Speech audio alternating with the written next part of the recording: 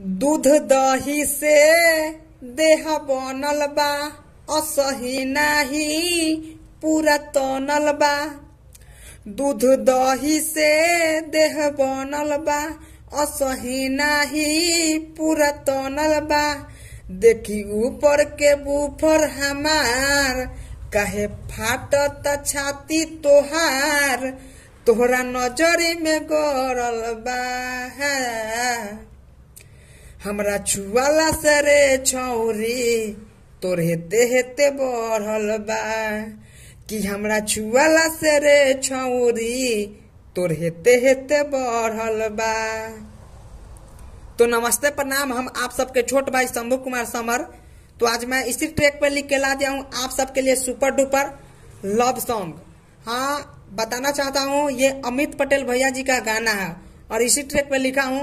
तो song start करने से पहले आप सबसे एक रिक्वेस्ट है कि हमारे चैनल पे नए होंगे तो हमारे चैनल को सब्सक्राइब कर लीजिए, ताकि जब भी मैं ऐसे सही मैटर लेकर डालूं तो सबसे पहले आप सबके पास पहुंचे। तो चलिए देरी किस बात की, मुखड़ा स्टार्ट करते हैं। हमरा सपना में रोज आवेला, रजाया जाना गाना गावेला। जब खुलेला अखिया हमार, काहे हो जाला लग से फरार, भागल दिलवा के गेटी से। हमरा प्यार भइल बारे फलाना के बेटी से, कि हमरा प्यार भइल बारे फलाना के बेटी से। तो दोस्तों, मुखरा कैसा लगा आप लोग कमेंट करके जरूर बताइएगा, और वीडियो अच्छा लगे तो लाइक कमेंट शेयर कर दीजिए। तो अंतरा स्टार्ट करते हैं। बात न तई को बुझेला, आखी में कजरा शोभेला।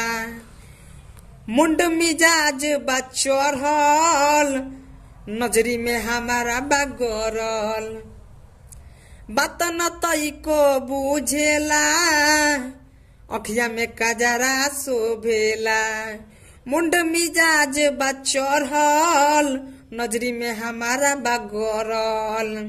हमरा मानवा के भावेला, रोज रोज तर पावेला।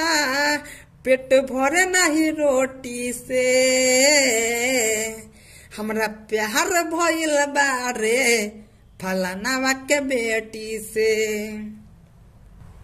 हमरा प्यार भइल बारे फलाना के बेटी से, कि हमरा प्यार भइल बारे फलाना के बेटी से। तो हमें उम्मीद है कि अंतरा अच्छा लगा होगा आप लोगों को। तो चलिए नाम मंत्र बताते हैं। शंभू समर समझा दो, ओकरे से शादी करा दो। राजा के बन जाई रानी, शादी के कार्ड छपवा दो। शंभू समर समझा दो, ओकरे से शादी करा दो। राजा के बन जाई रानी, शादी के कार्ड छपवा दो। आवतानी परदेसवा से, साटा कलम के सवा से। पानी गिरे रोज टोटी से, हमरा प्यार भइल बारे फलाना के बेटी से। कि हमरा प्यार भइल बारे फलाना के बेटी से। तो दोस्तों, गाना कैसा लगा आप लोग कमेंट करके जरूर बताइएगा। अच्छा लगे तो वीडियो को लाइक कमेंट शेयर कर दीजिएगा। चैनल पर नए होंगे तो चैनल को सब्सक्राइब कर लीजिएगा। तो फिर कल सुबह हम मिलते हैं किसी नेक्स्ट वीडियो में, तब तक के लिए